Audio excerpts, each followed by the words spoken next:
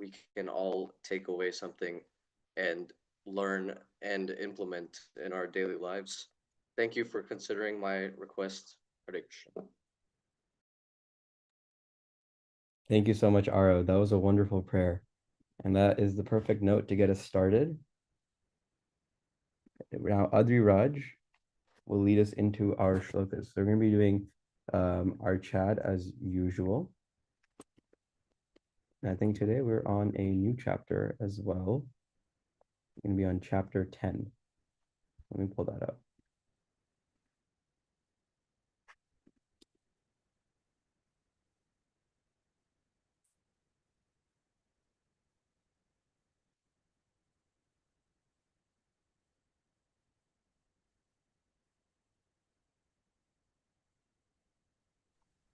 Haribo, everyone. Is everyone able to hear me? Okay.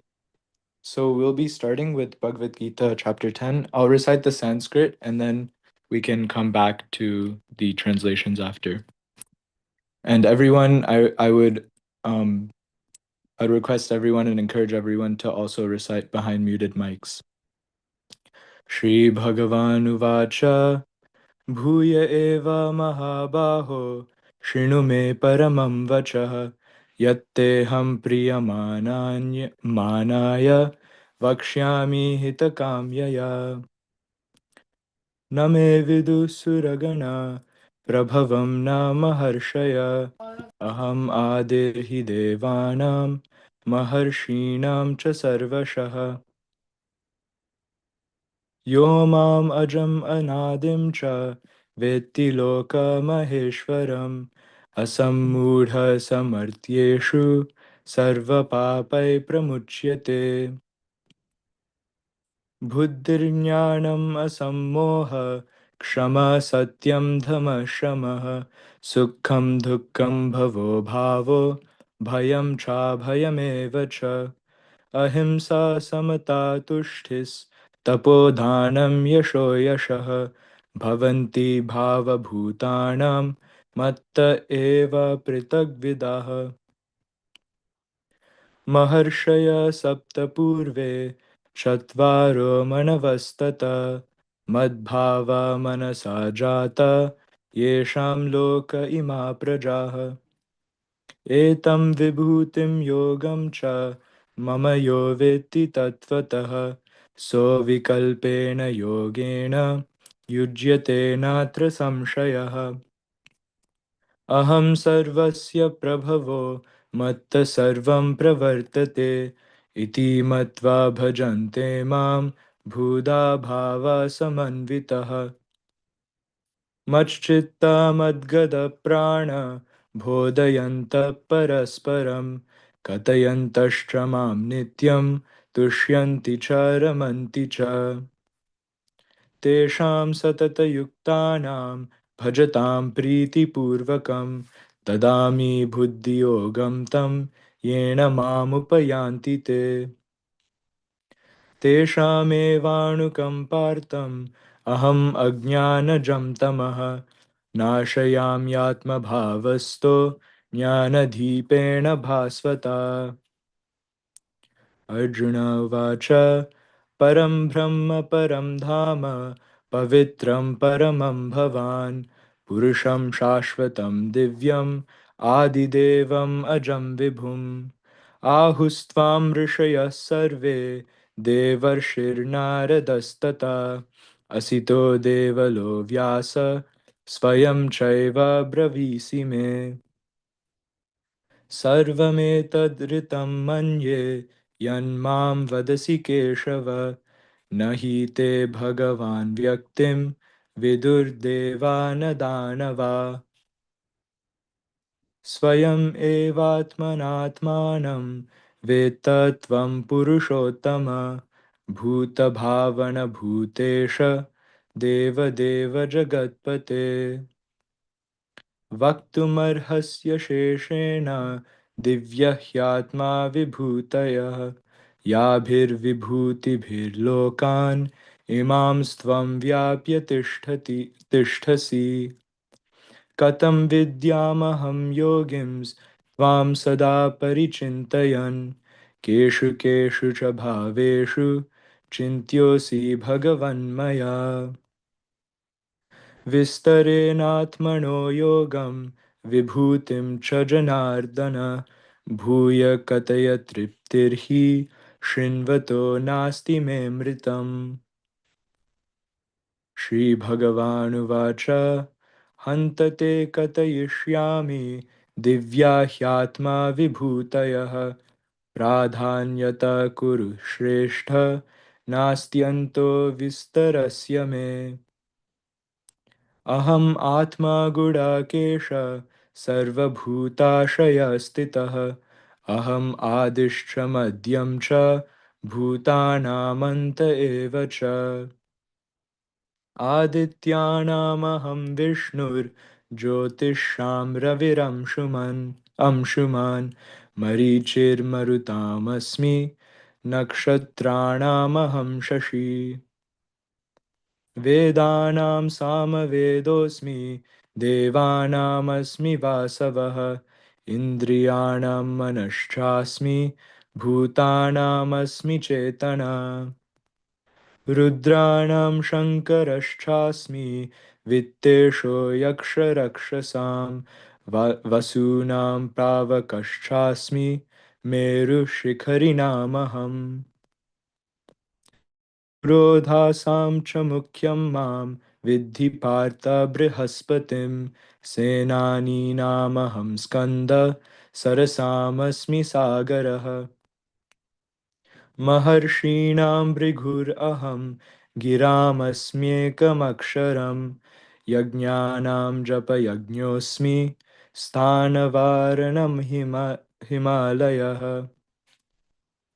अश्वत्थ सर्ववृक्षाणां देवर्षीणां च नारदः गन्धर्वाणां चित्ररथ सिद्धानां कपिलो मुनिः उच्छैश्रवसम् अश्वानां विद्धि माममृतोद्भवम् ऐरावतं गजेन्द्राणां नरनां च नराधिपम् आयुधानामहं वज्रं धेनूनाम् अस्मि कामधुक् प्रजनश्चास्मि कन्दर्प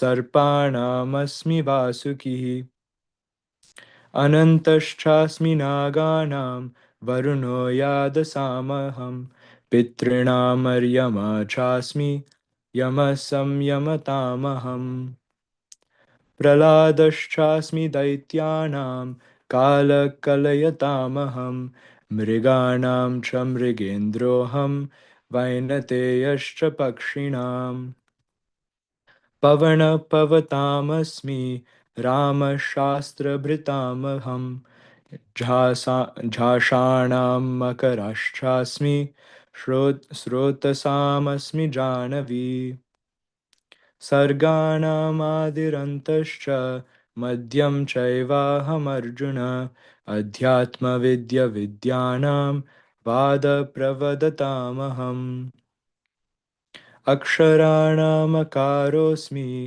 द्वन्द्वसामासिकस्य च अहम् एवाक्षयः कालो धाताहं विश्वतो मुखः मृत्युः सर्वहरश्चाहम् उद्भवश्च भविष्यतां कीर्तिश्रीर्वाक् च नारीणां स्मृतिर्मेधा धृतिः क्षमा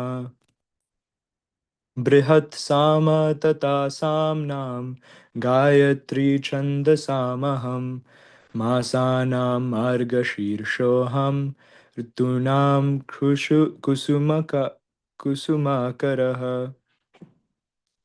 द्यूतं चलयतामस्मि तेजस्तेजस्विनामहं जयोऽस्मि व्यवसायोऽस्मि सत्त्वं सत्त्ववतामहम् वृष्णीनां वासुदेवोऽस्मि पाण्डवानां धनञ्जय मुखीनामप्यहं व्यास कवीनामुशना कविः दण्डो दमयतामस्मि नीतिरस्मि जिगीषतां Maunam chaivasmi guhyanam jnanam jnanavatamaham. Yachchapi sarvabhutanam bijam tad aham arjuna na tad asti vinayatsyan maya bhutam characharam. Nantosti mama divyanam vibhutinam parantapa esha tuddheshata prokto vibhuter vistaro maya. Yad yad vibhuti mat sattvam Srimad urjitameva va tat tad eva vagachatvam mama tejomsha sambhavam atava bahunaitena kim jnatena tavarjuna vishtabhyaham idam kritsnam ekamshena stito jagat. Thank you, everyone. So we will read half of the translations. So we will read from the first until the 21st. And what we can do is everyone can raise their hands, and in the order of raised hands, we can each read 2 translations. So I can start, and then in the meantime, I would encourage everyone to raise your hands if you'd like to read. The Supreme Personality of Godhead said, "Listen again, O mighty armed Arjuna. Because you are my dear friend, for your benefit I shall speak to you further, giving knowledge that is better than what I have already explained. Neither the hosts of demigods nor the great sages know my origin or opulences, for in every respect I am the source of the demigods and the sages." Rian. He who knows me as the unborn, as the being, as the beginningless, as the supreme Lord of all the worlds, he only undiluted among men is freed from all sins.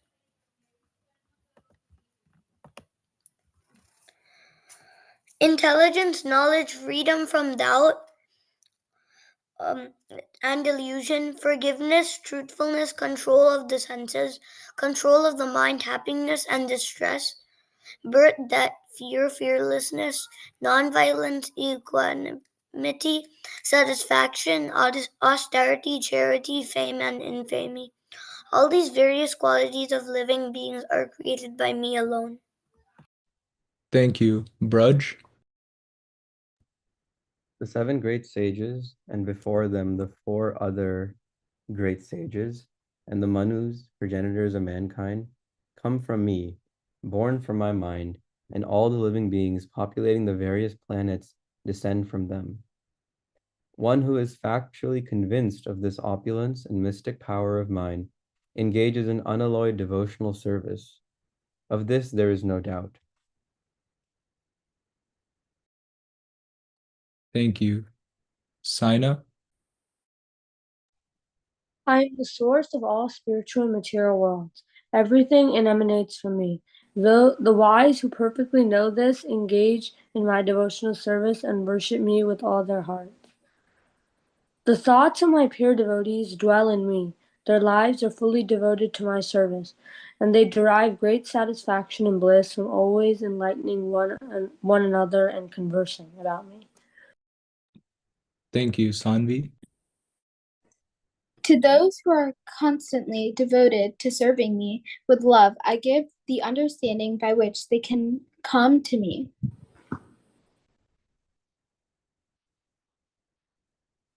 To show them special mercy, I dwelling in their hearts destroy with the shining lamp of knowledge the darkness born of ignorance. Thank you. Manya will lead this. Arjuna said, "You are the Supreme Personality of Godhead, the ultimate abode, the purest, the absolute truth.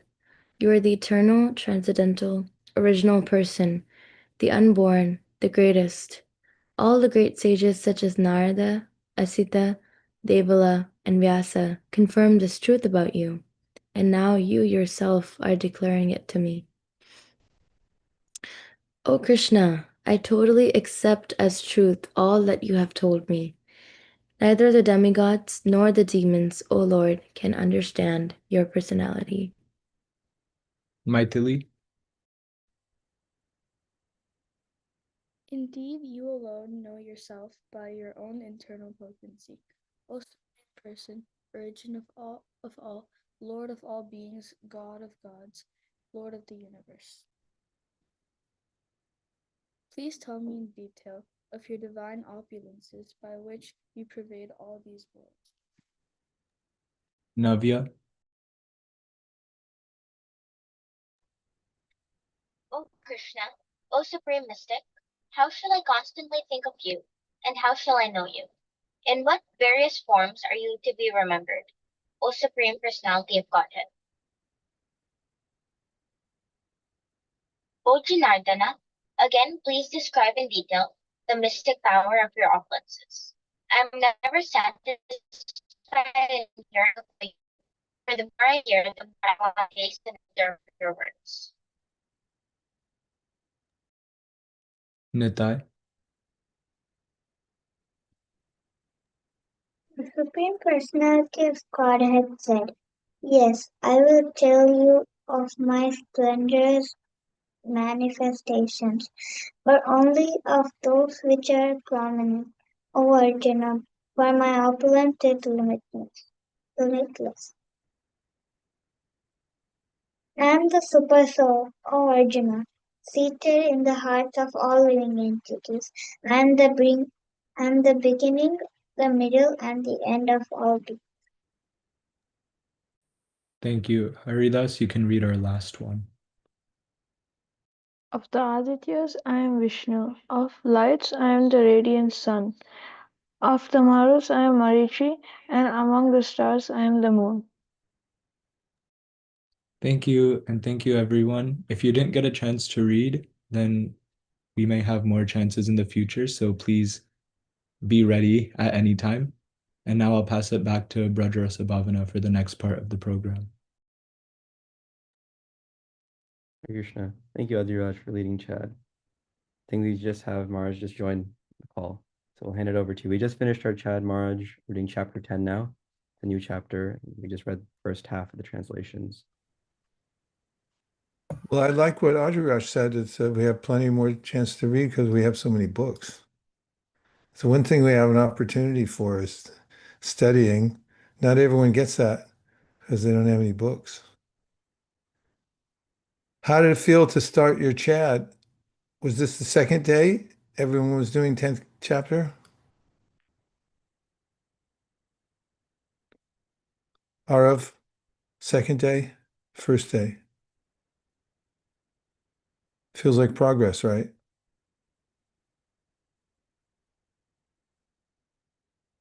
Well, Chad is cumulative. The more times you do it, the more the verses are in there somewhere. And then when you feel like you want to specialize more, for those of you who want to memorize verses in the whole Bhagavad Gita, I have a good suggestion. Would you like to hear a good suggestion? I'm trying to assess who's actually saying yes. Yes. Yes. Gave a thumbs up. That's legal in Canada. Gayatri, Anapayani. I got really good references over the last year for a book I finally purchased, which I highly, highly recommend. And it's called Fluent Forever. I'll tell you the author. Have any of you read this yet? This is my book report. Hi, I'm Vaisheshika Das, and I recommend Fluent Forever. It's written by Gabriel Weiner, Wyner.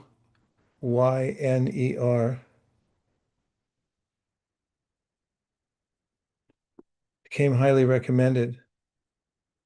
I'm about a quarter of the way through, and even the first quarter was worth the price of admission.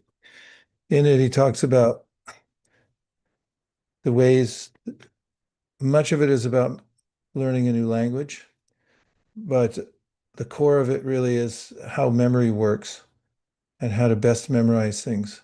Just to give you a sample, he mentions that when people try to memorize things, they mostly practice reviewing them rather than recalling them. And when you practice reviewing something, then you get good at reviewing it, but not at recalling it. So he recommends taking the next step, which is learn to recall. It's more strenuous on the brain, and therefore it tends to fill in the gaps more. And it means you have to push yourself a little more to recall things.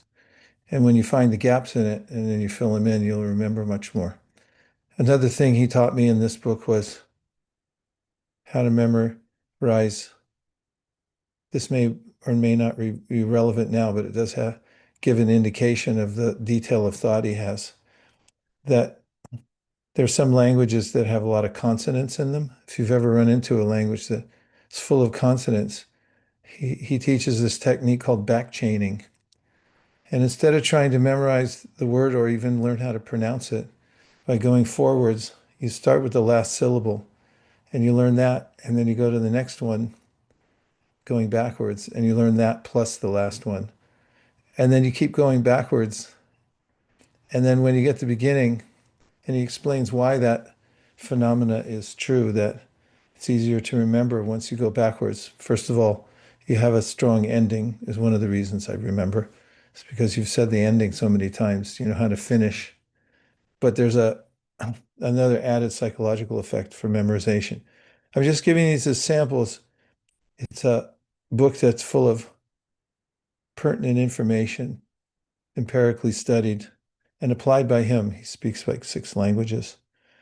And it applies to memorizing verses, to remembering many other things. Of course, Krishna is the source of all memory. You can also pray to Krishna, but using our whatever techniques are there can also be exciting and fruitful. Wow, Mukund Hari's back. We must have done something right. Hare Krishna, Mukund Hari. Hare Krishna Maharaj, Dhanavats. Dhanavats. And welcome everybody. Good to see you all. Thank you very much. Okay, for the next part of our show, Brajras Bhavana, what do we have? You sent me something. I can go from that. And that is discussion. So let's have a discussion because, as is mentioned in the Bhagavatam, when devotees come together and they discuss, there's a way that the Lord becomes pleased and he showers benedictions upon everybody. But there's also a verse in the Bhagavad Gita where Krishna says that this is the preoccupation of devotees is to come together and discuss him. Can anybody say what verse that is just by quoting the Sanskrit or the English? We're giving a general idea where it is or what chapter it's in. I'll give you a hint. It's in the chapter that we're doing now for Chad. But it's not in the first. Yeah, it's in the chapter we're doing for Chad.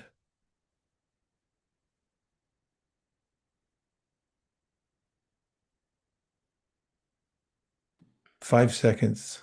And no looking on AI of any kind. Aprame, and from now on, nobody can use AI. Just kidding. Aprame, Matchitta Madgata Prana. Bodhyanta Parasparam Katyanta Shtumam Nityam Tushyanti Sharamanti Cha. break it down for us, would you? Matchitta Madgata Prana. I guess I have it online, but Katyanta Shtumam Nityam. Krishna is saying eternally, the devotees come together and they relish Tushyanti Charamanti Cha. My kata or the activities relating to, or actually my activities, and they discuss amongst themselves, parasparam. So Fantastic. Thank you very much.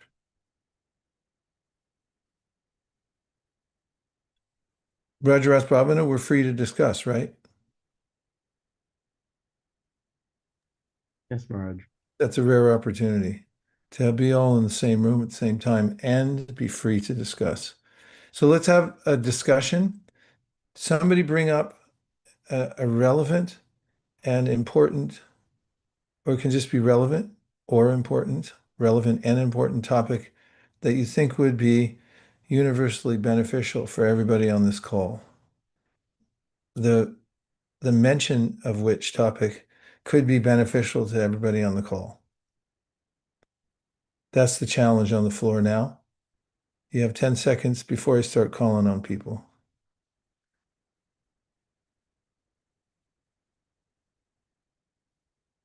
Okay, Ritvik? To talk about like Krishna Leela and things like that, because I feel like some people, like me personally, when Krishna was in Vishwarupa in 11th chapter, when it talked about Vishwarupa, it kind of gave me the chills. And that's one sort of Krishna Leela. So I think it'd be relevant to everyone as it's important to know as well. The topic on the floor now, because Ritvik was so bold to suggest it, is Krishna Lila. We're taking relevant verses that discuss the ways in which hearing Krishna Lila, discussing Krishna Lila can be transformative. Let's start there. Go ahead, Madhuri Saki. I see that look on your face. I'm thinking of a few of the verses that talk about how we should engage our mind 24/7 in hearing about Krishna, chanting his names, and learning about his pastimes. And that was the verse that came to mind, but I'm forgetting the Sanskrit. Well, give us one that you remember the Sanskrit for. I'll give you a hint. You already know the verse. Another hint, it was in Get to 34. Another hint, it starts with Shrinvatam. Shinvatam Swakata Krishna, Punya Shravana Kirtana, Yadyantasto Patrani, Vidunoti Surita. I'm forgetting the last one. You're only missing one word. Oh, Satam. Satam. And now break it down for us. Discuss. The translation is Shri Krishna, the personality of Godhead, who is the Paramatma, super soul, in everyone's heart and the benefactor of the truthful devotee, cleanses desire for material enjoyment from the heart of the devotee who has developed the urge to hear his messages, which are in themselves virtuous when properly heard and chanted. Give us one extended point that we can discuss that relates to what Ritvik said. So Ritvik was talking about Krishna Lila, and that was a topic that was put on the floor. And this translation and verse relates to that because in trying to hear the pastimes of the Lord, we can get our heart cleansed from material desires, which will only help us progress on the path to him meaning Krishna. Very well done. Brajras Bhavana, you had your hand up. If you got preempted, then go to another verse. I was thinking of another verse. You briefly mentioned it in the morning during Bhagavatam class. Gyane prayasam udapasya namanta eva jivanti san mukharitam bhavadhiya vartam sthane stita shrutigatam tanuvan manobhir ye prayaso jita jito pyasita istrilokyam. And it talks about the glories of hearing Krishna's narration. Those who, even while remaining situated in their established social positions, throw away the process of speculative knowledge and with their body, words, and mind, offer all respects to descriptions of your personality and activities, dedicating their lives to these narrations, which are vibrated by you personally and by your pure devotees. Certainly conquer your lordship, although you are otherwise unconquerable by anyone within the three worlds. And so by hearing these narrations of Krishna Lila are such an important part of the process of bhakti yoga, and in fact it is vibrated even by him personally and by his pure devotees. It's very interesting, and then by this process one can conquer Krishna, who is known as unconquerable. Okay, last point. Rifik, you started, so I just want to see if anybody else has a last point related to this. Go ahead, Mukund Hari.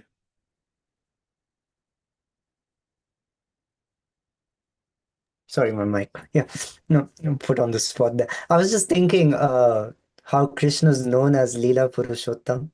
So different forms of Krishna have different names, different classifications, right? Ram is Maryada Purushottam, Mahaprabhu is Prema Purushottam. But I loved Ritvik Prabhu's emphasis on Leelas and stories because that's what Krishna's specialty is. And indeed, many parts of his life filled with stories of quite a variety. He also mentioned the Vishwarupa form in the Bhagavad, which we noticed during the Bhagavad Gita. I was just reflecting a couple years ago. Someone had asked me, "What's your favorite pastime of Krishna?" And I just said him narrating the Bhagavad Gita. And normally, people think it's one of his childhood pastimes of killing a demon or something. But I also loved your emphasis, Ritvik Prabhu, on his entire life, and indeed what he did in his older years also on this planet. Really beautiful realizations, Mukund Hari. Thank you very much. You had it all loaded up, ready to go. It's nice to be put on the spot sometimes too, because then you realize how everything's right there flowing. Sometimes people they practice for a musical concert and it's so rehearsed that you can tell they did it a million times. And then other people just get up and because it's their whole life that they're just playing music all the time and thinking about it, it flows out of them quite naturally. And it's nice also to hear those extemporaneous talks about Krishna where devotees are speaking about him, hearing about him regularly, and whatever comes into their mind is quite naturally helpful to others because they've thought about it so much and they have their own realizations. Now we can go to our Srila Prabhupada Lilamrita for the next exciting installment.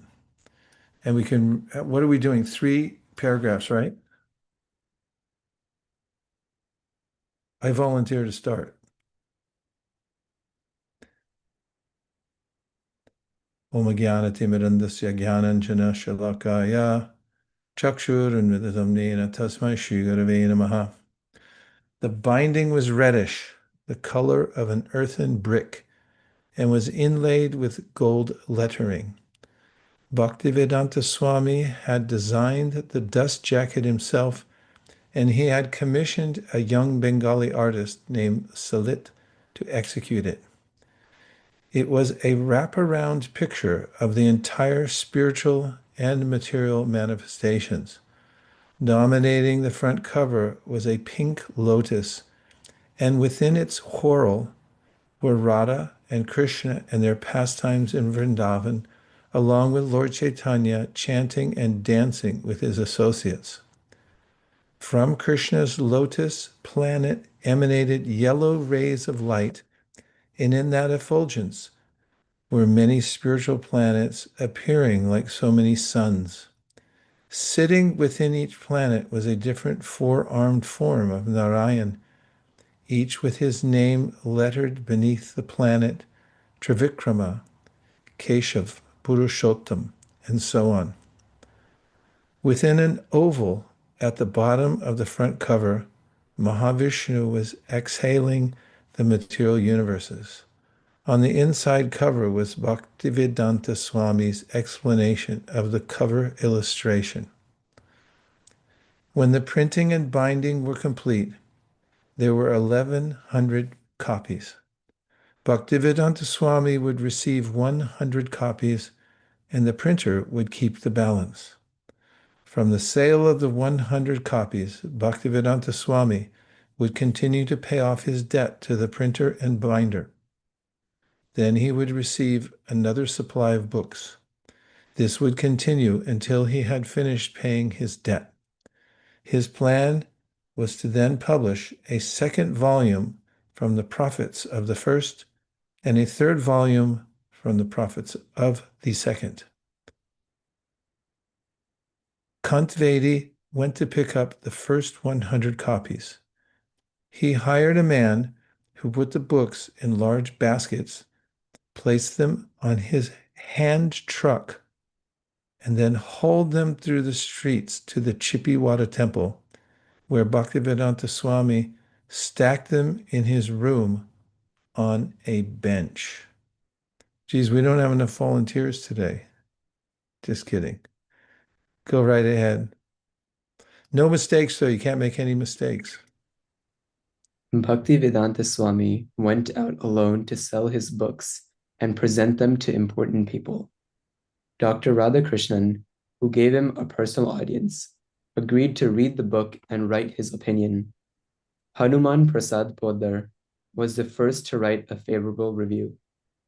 It is a source of great pleasure for me that a long cherished dream has materialized and is going to be materialized with this and the would-be publications. I thank the Lord that due to his grace that this publication could see the light. Bhaktivedanta Swami went to the major libraries, universities, and schools in Delhi, where the librarians found him calm and quiet, noble, polite, scholarly, with a specific glow in him.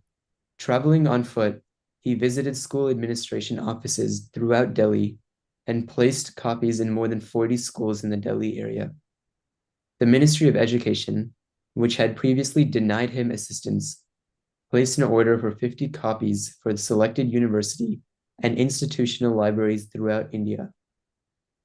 The ministry paid him 600 rupees plus packing and postage charges. Bhaktivedanta Swami mailed the books to the designated libraries. The US Embassy purchased 18 copies to be distributed in America through the Library of Congress.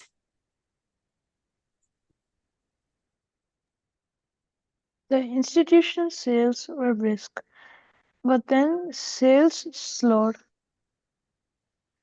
As the only agent, Bhaktivedanta Swami was now spending hours just to sell a few copies. He was eager to print the second volume, yet, until enough money came from the first, he could not print. In the meantime, he continued translating and writing purports. Writing so many volumes was a huge task that would take many years, and at his present rate, with sales so slow, he would not be able to complete the work in his lifetime. Although there were many who took part in the protection of the book and still others who became customers, only Bhaktivedanta Swami deeply experienced the success and failure of the venture. It was his project, and he was responsible. No one was eager to see him writing prolifically, and no one demanded that it be printed. Even when the sales slowed to a trickle, the managers of OK Press were not distressed. They would give him a balance of his books only when he paid for them. And since it was also he who had the burden of hiring OK Press to print the second volume, the pressure was on him to go out and sell as many copies of the first volume as possible. For Hanuman Prasad Poddar, the volume had been something to admire in passing. For Hit Saran Sharma, it had been something he had tended to after his day's work for Mr. Dalmia. For the boy who lived at Chippiwada, the book had meant a few errands. For the paper dealers, it had meant a small order. For Dr. Radhakrishnan, it had been the slightest, soon forgotten matter in a life crammed with national politics and Hindu philosophizing. But Bhaktivedanta Swami, by his full engagement in producing the Srimad Bhagavatam, felt blissful and assurance that Sri Krishna was pleased. He did not, however, intend for the Bhagavatam to be his private affair. It was a sorely needed medicine for the ills of Kali Yuga, and it was not possible for only one man to administer it. Yet he was alone, and he felt exclusive pleasure and satisfaction in serving his Guru and Lord Krishna. Thus his transcendental frustration and pleasure mingled, his will strengthened, and he continued alone.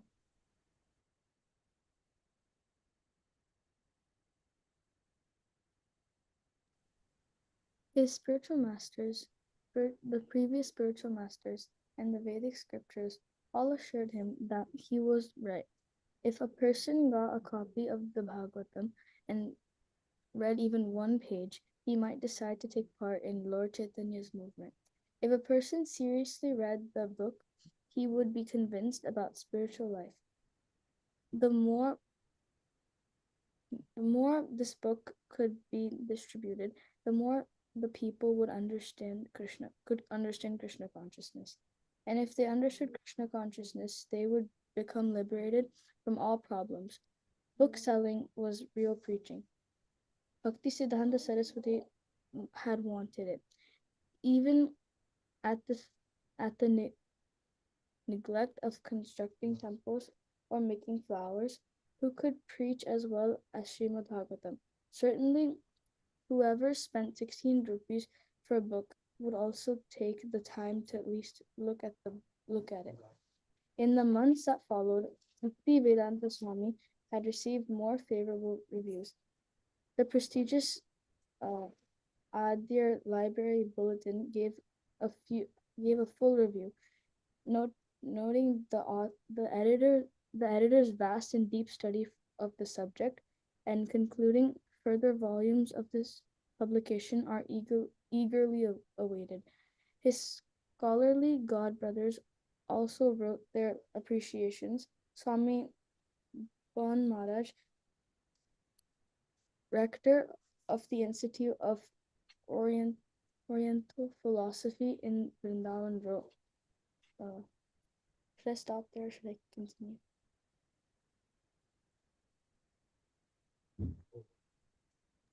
You can finish the quote. Okay. I have nothing but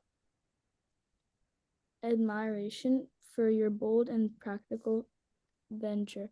If you should be able to complete the whole work, you will render a great service to the cause of Prabhupada, Sri Bhakti Siddhanta Saraswati Goswami Maharaj, Sri Chaitanya Mahaprabhu, and the country also. Do it and rest assured there will be no scarcity of resources.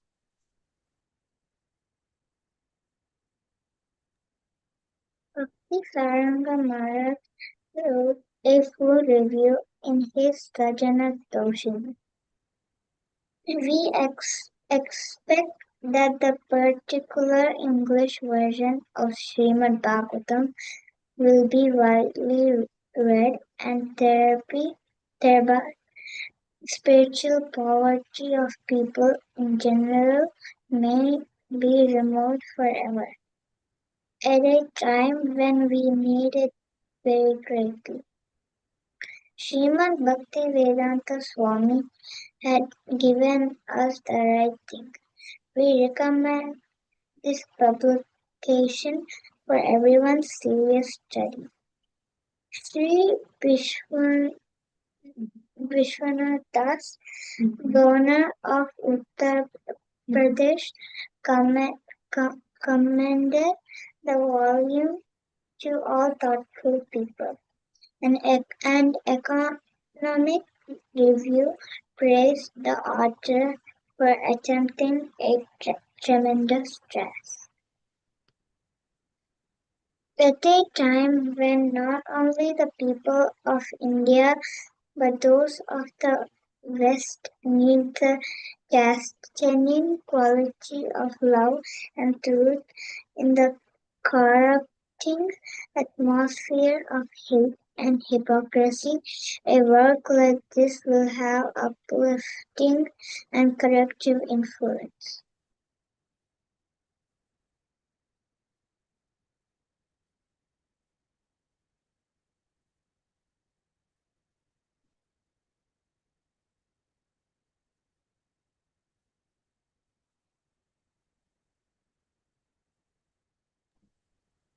Zakir Hussain, Vice President of India, wrote, I have read your book, Srimad Bhagavatam, with great interest and much profit. I thank you again for the kind thought, which must have prompted you to present it to me. The favorable reviews, although Bhakti Vedanta Swami could not pay the printer with them, indicated a serious response. The book was valuable. and subsequent volumes would earn the series even more respect. By Krishna's grace, Bhaktivedanta Swami had already completed many of the translations and purports for Volume 2. Even in the last weeks of printing the first volume, he had been writing day and night for the second volume. It was glorification of the Supreme Lord Krishna, and therefore it would require many, many volumes. He felt impelled to praise Krishna and describe him in more and more volumes. Srila Bhakti Siddhanta Saraswati had said that the presses of the world could not print fast enough for the glories of Krishna in the spiritual world that were being received at every moment by pure devotees. Bhaktivedanta Swami decided to return to Vrindavan for several months of intensive writing on Volume 2. This was his real business at Radha Damodar Temple.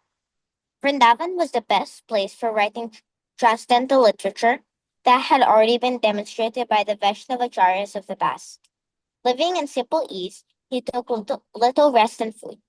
He continually translated the verses and composed his Bhaktivedanta purports for Volume 2. After a few months, after amassing enough manuscript pages, he would return to Delhi once again and enter the world of publishing. Hare Krishna. Where did the screen go? Can't see.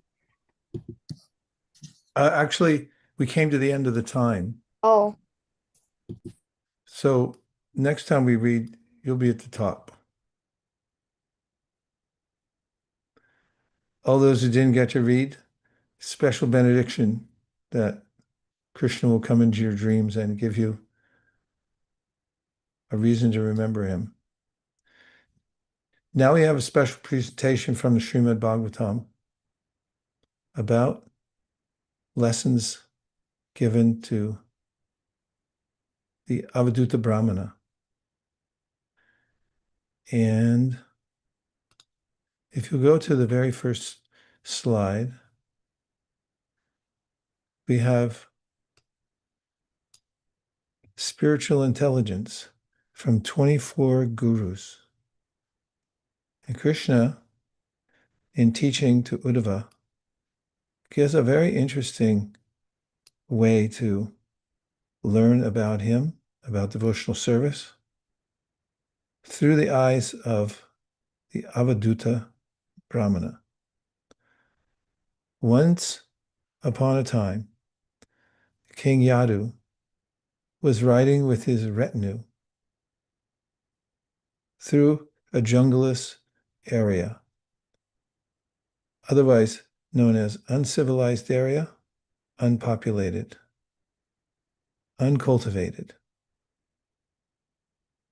Much to his surprise, he found a lone sadhu in the wilderness.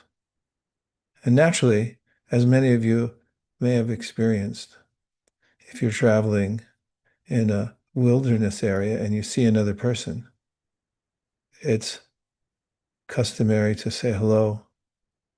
And one might feel compelled to do so because when you see another person in a lonely place, you might wonder what they're doing there and also have an interest in talking to them. So Yadu, in discoursing with this person who apparently lived there in the wilderness, could understand that he was a self-realized soul. What's one way that Krishna mentions in the Bhagavad Gita that you can understand if somebody's self-realized or not? I'll take my answer on the chat board. One way you can tell if a person's self-realized or not. Got 10 seconds before I start calling on people. 10, Krishna 9, Krishna 8. These are fast seconds too. Krishna 8, Krishna 7, Krishna 6, Krishna 5. If they see Krishna everywhere, nope. Control the senses.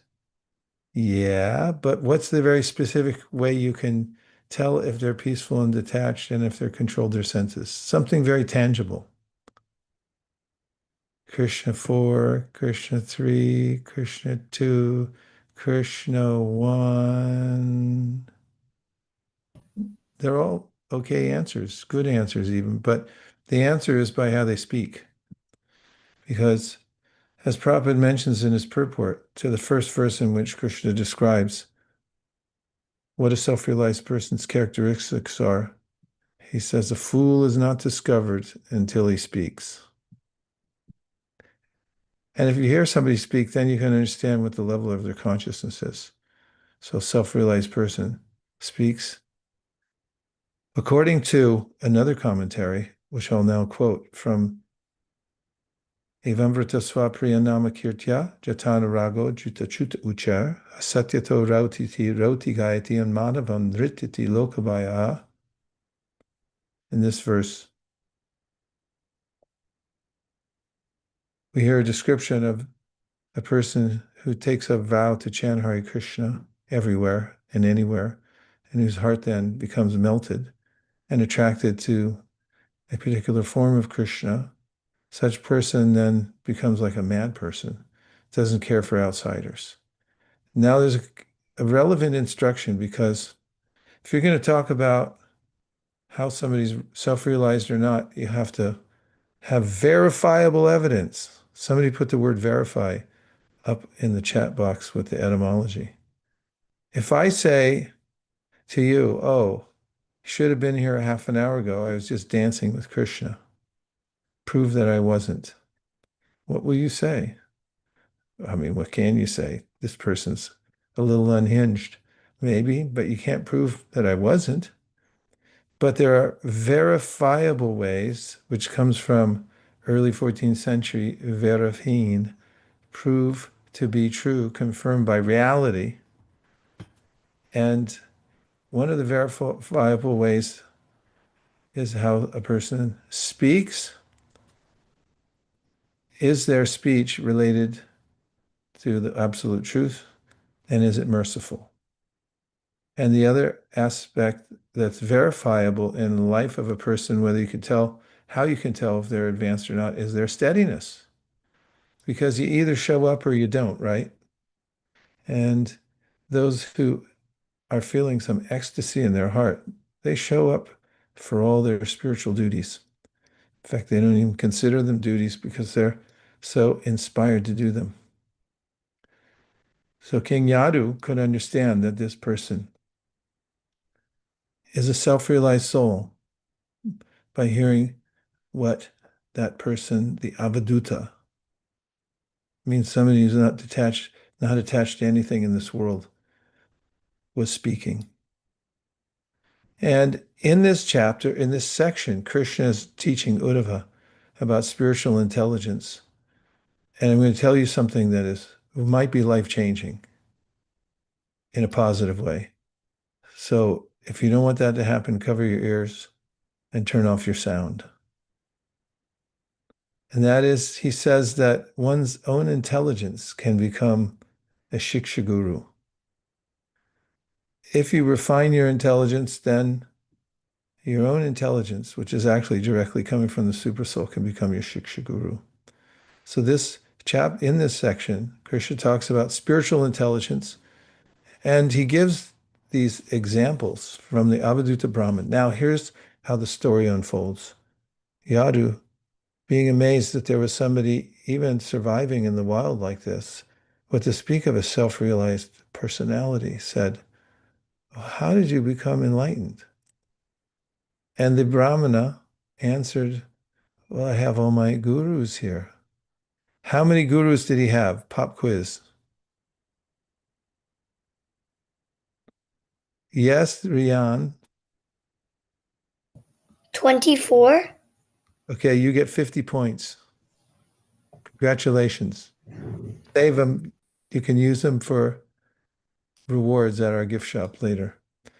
So he had 24 gurus, and he began to describe who these gurus were. Before we go to that, let me remind you of how urgent the process of self-realization is in the Srimad Bhagavatam. Shukadev tells us the story of Maharaj Katvanga. Maharaj Katvanga, Brajraj Bhavan, are you watching me? Maharaj Katvanga. Maharaj Katvanga, no, there, had you thought that meant we were almost finished, but it's a story. Maharaj Katvanga, we're not to the 24 gurus yet. Maharaj Katvanga was a great warrior king. He fought on behalf of the demigods for many years, celestial years. And the demigods offered him a benediction. They said, what would you like? Bhakti-Nitai, if the demigods offer you a benediction, what would you ask for? Right now. Answer quick. Lord, uh, uh, always remember Krishna's lotus feet and always remember him. All right, you're in the group of pure devotional service. Okay, so Maharaj Katvanga asked, I like that, Bhakti Nitai. Maharaj Katvanga asked, how much longer will I live? And they said, you got about a minute left. And so Maharaj Katvanga immediately took shelter of Krishna in that last minute. And that brings us to one of the important concepts. For those who are transcendentalists, Prabhupada said, a materialist thinks I will live forever. I mean, technically, that's true because the soul never dies. But in this body, in this lifetime, they don't care for the future because they think they may live for many millions of years, especially if they run on the beach and breathe fresh air and drink or eat organic food. But a transcendentalist, Prabhupada said, thinks I could die at any minute and takes every moment to be important. So time is our most important asset. And then it comes to being purposeful in this world. Intelligence, spiritual intelligence brings us to not only understand the value of our time in this world, but also how everything that happens to us is meant to refine our consciousness. Everything that happens to us is meant to refine our consciousness. In that sense, the whole world is a schoolhouse. It's meant to teach us something very valuable so we can become the best versions of our spiritual selves. And in some ways, we are the students in this universe. And when we have what's called deliberate spiritual intelligence, which Prabhupada mentions in the Bhagavad Gita, otherwise known as DSI, when we refine our intelligence so that we're using it for the highest purpose of life, then it becomes deliberate. Everything we interpret on basis of how I can refine my intelligence. And we perceive the lesson in everything that happens to us. So this section of the Bhagavatam, which is Krishna's teaching Uddhava, goes through this story of the Avadhuta Brahmana, and Krishna gives this summary of what can happen when one develops deliberate spiritual intelligence. Krishna says, an intelligent person, expert in perceiving the world around him and in applying sound logic, can achieve real benefit through his own intelligence. Thus, sometimes one acts as one's own instructing spiritual master. And speaking about the Avadhuta sage, who is a learned and gentle person, the Avadhuta says, I don't consider the 24 elements of the physical world as objects of my sense gratification. Therefore, I don't accept or reject them. Rather, I accept them as my instructing gurus. Thus, although I wander throughout the material world, I am never bereft of service to the guru. I take shelter of steady intelligence.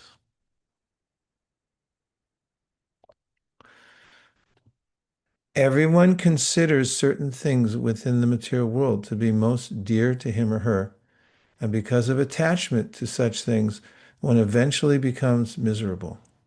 One who understands this gives up material possessiveness and attachment and thus achieves unlimited happiness. Doesn't mean one gives up the things necessarily, but it means one gives up attachment to them. And then he started giving a list of his gurus, much to the amazement of Maharaj Yadu, because Maharaj Yadu thought, who is there in this wilderness area who could be your guru, who you're taking shiksha from? And the Avadhuta Brahman then begins the list.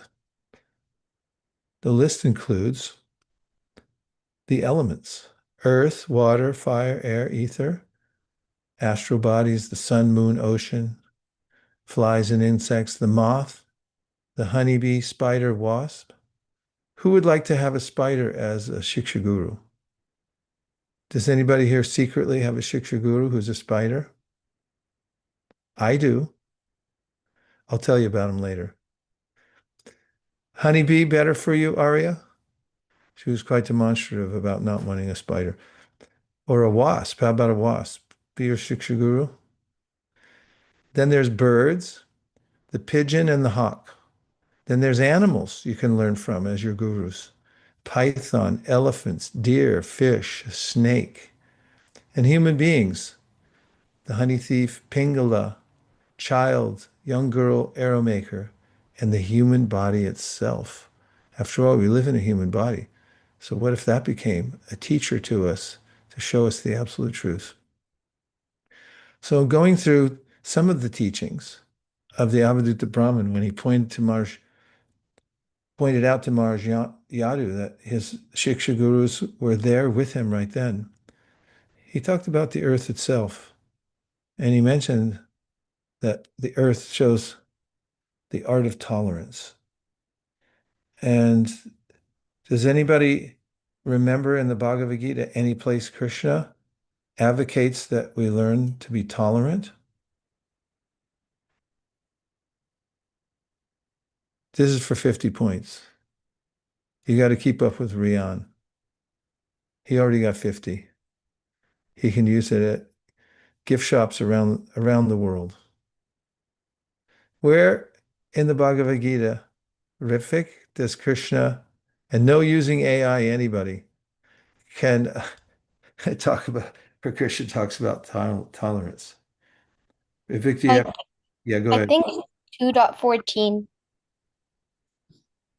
in the Bhagavad Gita. Matra sparshastu kaunteya shitoshna sukha dukkadaha agama payino nityaha tamsi tikshvasva bharata. Translation. The translation is, O son of Kunti, the non-permanent appearance of happiness and distress and their disappearance in due course are like the appearance and disappearance of winter and summer seasons. They arise from sense precipitation, O Sion of Bharat, and one must learn to tolerate them without being disturbed. Arya. आह्याव्याम्यं वापि स्मरन् भावं त्यजत्यन्ते कलेवरं तं तमैवेत्ति कौन्तेय सदा तद्भावभावितः. It's 8.6 and it means if you're dying and if you think of God, then you can go to it. So you have to tolerate death. Whoa. You guys are on a tear here. Ripvik, Arya, nicely done. Arav, bring the representative for the whole Atlanta area. Let's bring honor to all the devotees in Atlanta. Hey Krishna. Hare Krishna. The verse I was thinking about was Bhagavad Gita 12.13 till 14, which is Advaishta Sarva Bhutanam Maitra Karuna Evacha Nirmamo Nirahankara Samadukka Sukha Kshami Santushta Satatam Yogi Yatatma Dharda Nishchayaha Mayarpita Mano Buddhir Yo Madbhakta Same Priyaha. Sorry, the translation. one who is not envious but is a kind friend to all living entities, who does not think himself a proprietor and is free from false ego, who is equal in both happiness and distress, who is tolerant, always satisfied, self controlled, and engaged in devotional service with the determination, his mind and intelligence fixed on me. Such a devotee of mine is very dear to me. You all are so expert finding these verses one after another. Save it, Rifik. I'm going to come back later. I got to keep going because we're running out of time. So the earth is tolerant. And as you mentioned, there are various elements we have to tolerate in this world, isn't it? The body exposed to heat and cold, the mind, happiness, stress, the ego, respect, humiliation. How hard is it to tolerate being humiliated? On a scale of 1 to 10, 10 being the hardest thing. 10, 10 takes a lot of tolerance. So the Avadhuta Brahmin, of course, he didn't say this, but we have the way of forgiving people, hate the sin, not the sinner. It's a higher minded principle. And the Avadhuta brings us to, or brought Maharaj Yadu's attention to, one of his specific gurus on the earth, the mountain. So the mountain provides tons of habitat for all kinds of living entities who don't really acknowledge the mountain necessarily. And then the mountain delivers crystalline water that comes flowing down from the mountaintop and supplies everyone with refreshing water and habitat and earth, which many plants can grow. It's a real giver, and it's dedicated constantly to the welfare of others.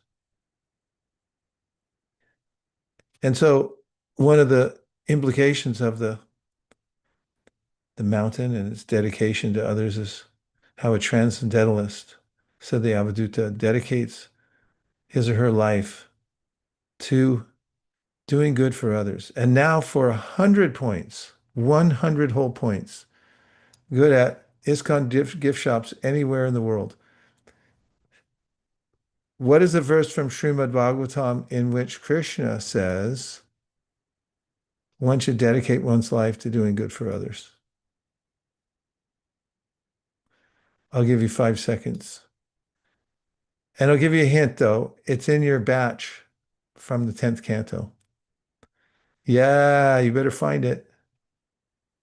Otherwise, how are you going to recite it next month? 5, 4, 3, 2. The offer will end at 0, 1. Maitli, do you have your hand up? Go ahead. I think I was thinking of a different verse, Maharaj, but I was thinking of the Renukampa Susamikshamanam, but I don't think that's it. No points for that one. Keep going, Manya and Adri. Where is it? Is it 10.8? Say it. No. No. No points. Dedication to others. Krishna says, that's Brahma. Yes. Huh? What? 10.8.4. Mahat Vichalam Niram Grihinam Dina Chetasam. You're getting warmer, but that's not the verse. Krishna tells his friends that you should dedicate your life to others. Rifik, this better be good. I think it's 10.9.38. Maya swapneshu jandunam anugratam evacha kripamayoyam jagadanandaha purnaf prema pradayakaha. Translation, please. The translation is, this cosmic manifestation is full of mercy and meant to be a benefactor of all living entities who are bewildered in illusionary energy. It is full of love and compassion. Krishna explains that the universe, and his pastimes exist to show mercy and compassion. That's what my takeaway from this verse. Well, it's a nice verse and it's from the Bhagavatam, but it's not what I'm thinking of. Come on. Where is it? Okay, Arya's got it. This better be good, Arya. Go for it. इससे कर्मण्येवाधिकारस्ते मा फलेषु कदाचन मा कर्मफलहेतुर्भुः मा ते संगोऽस्त्व कर्मणि. If it means if you have a right to perform your prescribed duties, but you are not entitled to the fruits of your actions. Never consider yourself to be the cause of the results of your activities, nor be attached to the inaction. I'll give you 10 free points for enthusiasm, but that's not the verse. Linda, did you find it or not? We're still looking, Gurmar. Just to clarify, it's persons who have dedicated their life. Yes, that you should do good works for people with your body, mind, your words. Dhyavacha. Okay, I'm moving on. You find it later. So the next guru I'd like to introduce you to of the Avadhuta Brahmin. Would you like to meet one of his gurus? The tree. Did you ever look at the tree as your guru? Anybody? Come on. The next time you got to go over and pay obeisances because the tree is the guru of the Avadhuta Brahmin. The tree, we already know this, right? From which verse that Lord Chaitanya spoke? Did he talk about a tree? Go ahead, Madhuri Saki. Hand halfway means you got to go for it. Don't ask me a question back, just say it.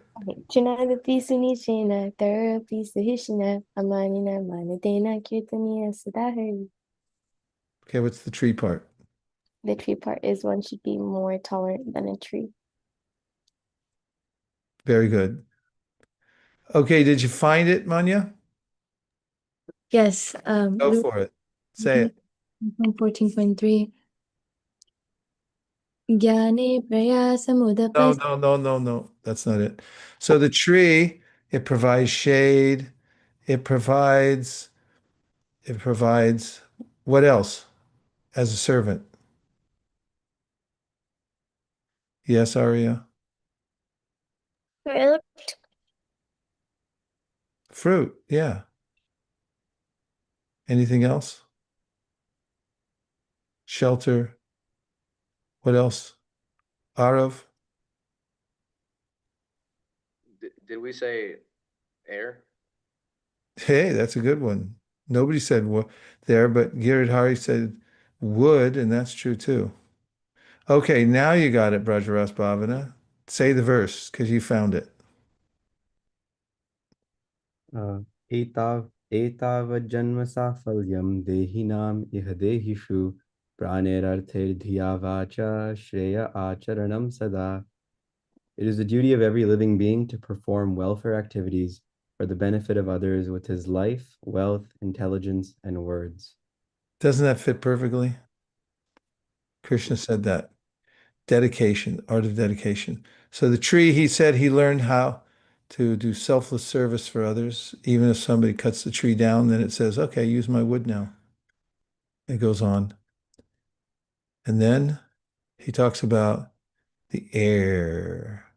Even Krishna talks about this in the Bhagavad Gita.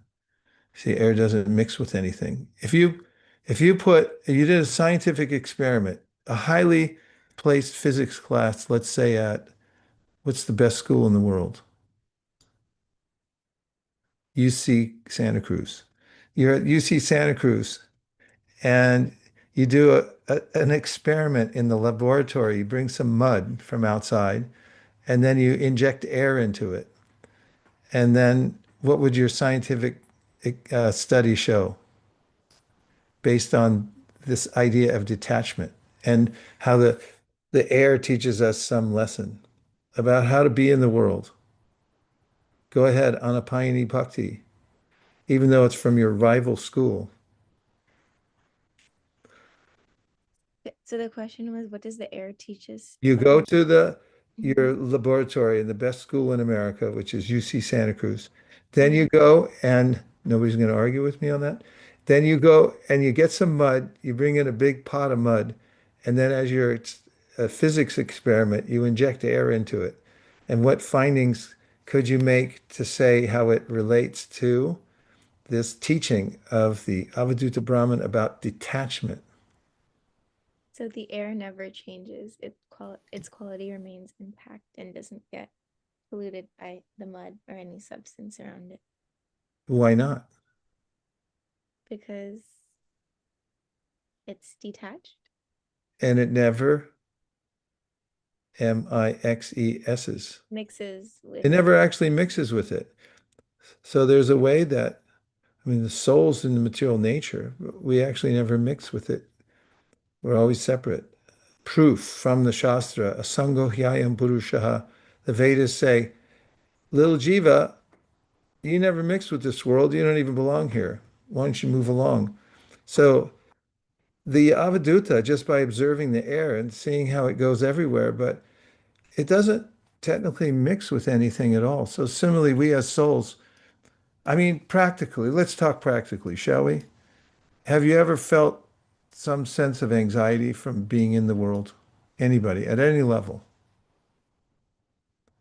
Is there anybody here who hasn't? Arna, you never felt any anxiety at all, ever? You've always just been smiling like that, happy, never disturbed, even when you were a baby. Okay, so yes, we find all kinds of inconvenient situations and so forth. But what if we remember this teaching of the Avadhuta that, hey, I'm not really part of this world? I heard somebody the other day talking about how, well, when I really think about it, this Earth planet is just the size of a tiny little pebble compared to all these gigantic planets, and we're a huge universe. We're only here for a few seconds in cosmic time, and we don't really belong to this energy whatsoever. He said, I stopped taking all these problems so seriously. They don't annoy me as much. Ryan, what do you got for us? Related to the Harvard school, I think Harvard in Boston is like the best school. You want to call Harvard the best school? Yes, Okay. I'm arguing with you. It's once in a lifetime.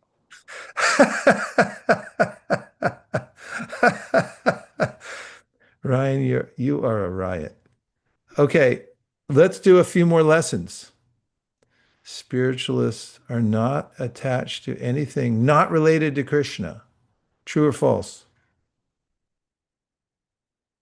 True spiritualists are not attached to anything not related to Krishna. True or false? Haridas, explain your answer. Thumbs up emoji is legal in Canada, so we're going to count it. And now tell us why you said that. I'd say a spiritualist is on his way back to Godhead. So, on the path of devotional service, there's nothing that can demotivate a spiritualist basically if his mind is fully attached to Krishna. And as we saw before the previous slide about air, so it was showing that it is detached in all circumstances. So, similarly, spiritualists, because they're spiritual, they're not attached to anything material in this world. Baba, you are articulate. I hate to break it to you, but you speak nicely. Well done, sir. Arav, bring home some honor to Atlanta. Hare Krishna. Spiritualists, they practice a thing called yukta vairagya, where they're able to be detached from everything and at the same time use everything in service of Krishna. So they become more attached to Krishna and they're able to use everything to serve him. Shastrically based, very succinctly put, nicely done. Now, if you want 200 points, quote the verse. I need to find it. I forgot what it was. That's right. You should have it at tip of your brain. Now that you're young, learn all these verses all the way through. You should know all of them. Anasaktasya vishayan yatarham upayunjita nirbandha krishna sambandhe yuktam vairagyam uchate prapanchikataya buddhya hari sambandhi vastuna mumukshavi prutyagyo vairagyam palgu katyate. This verse, given by Rupa Goswami in the Bhakti Rasamrita Sindhu, proves your point. The way that you made an excellent point and you said it very nicely. Then just add this at the end.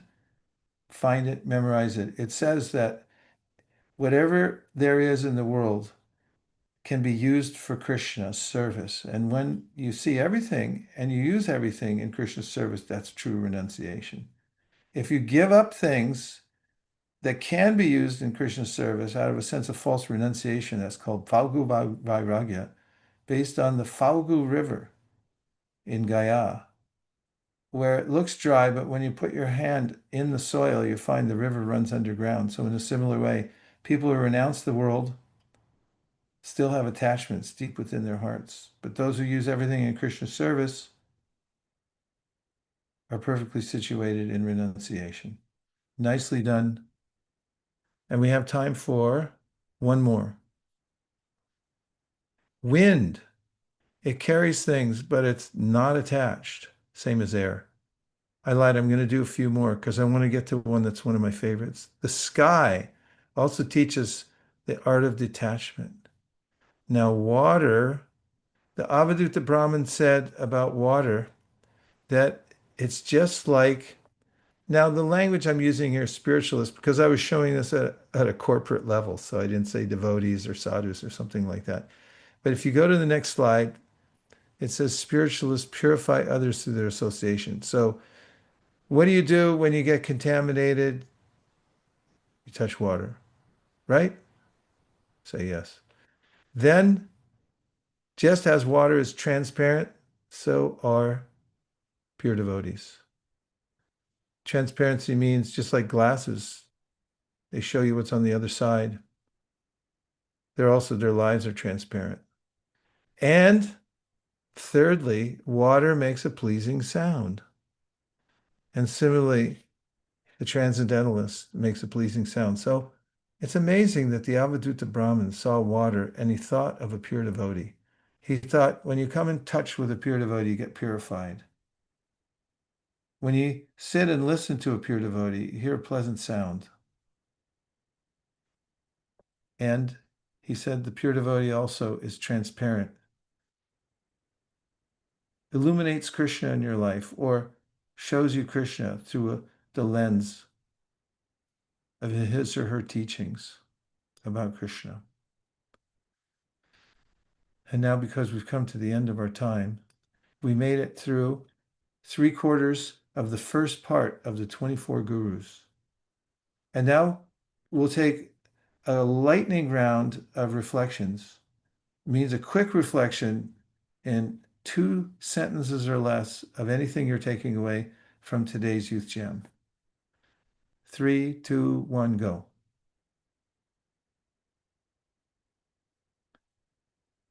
2 sentences, Giridhari. Prabhu, tell us what you're taking away from today. An impression, a concept, an idea, and make it quick. You got 10 seconds.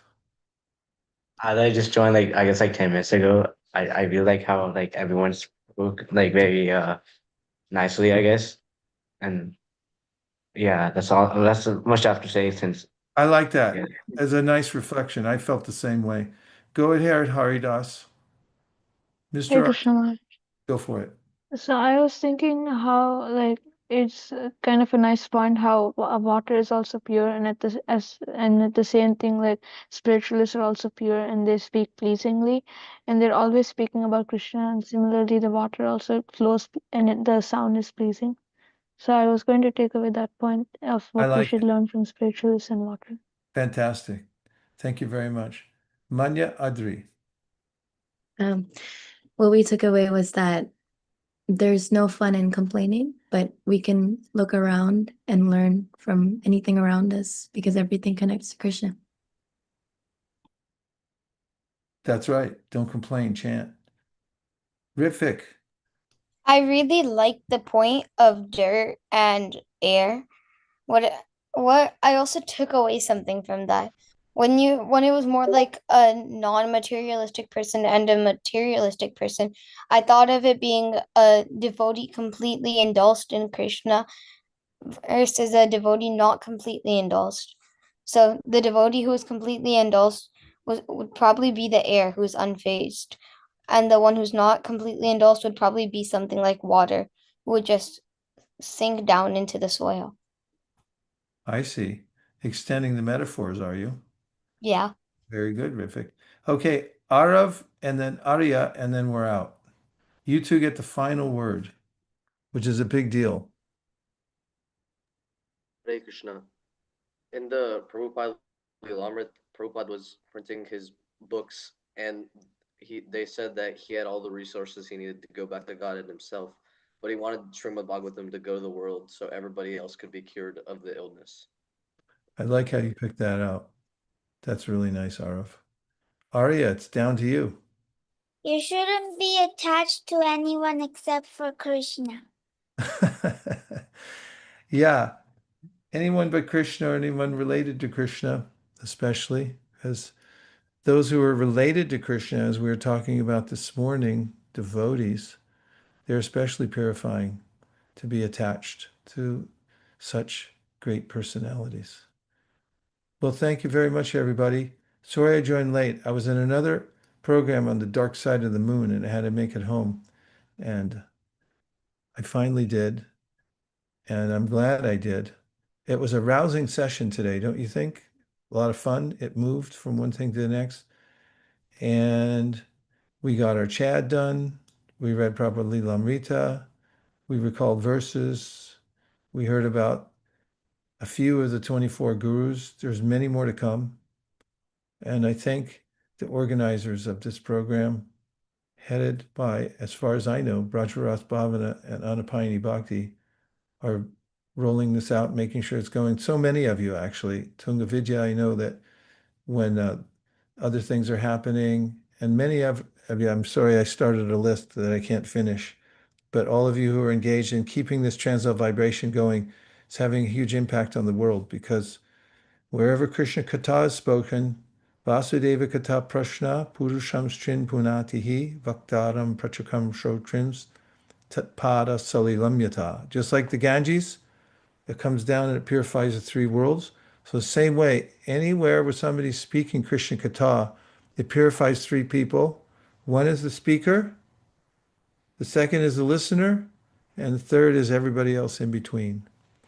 Dear Srila Prabhupada, dear Sri Chaitanya Mahaprabhu, Shri Shri Panchatattva, Shri Shri Radha Madan Mohan, Shri Shri Radha Govinda, Shri Shri Radha Gopinath.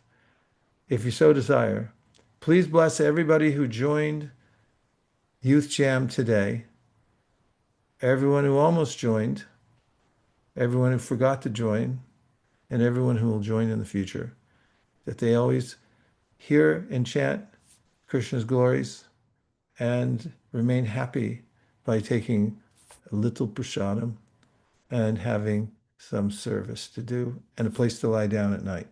Thank you for considering our request. Om Tat Sat. Everyone agrees with this prayer in whole or in part. Please unmute and say Hare Krishna. Hare Krishna. Hare Krishna. Hare Krishna. Hare Krishna. Sorry about the big controversy between UC Hare Krishna. Davis and Santa Cruz and Harvard. I didn't mean to bring up a contentious issue anyway. Hare Krishna. Uh-oh, Georgia Tech. Hare Krishna. Gaur Premanande Haribo.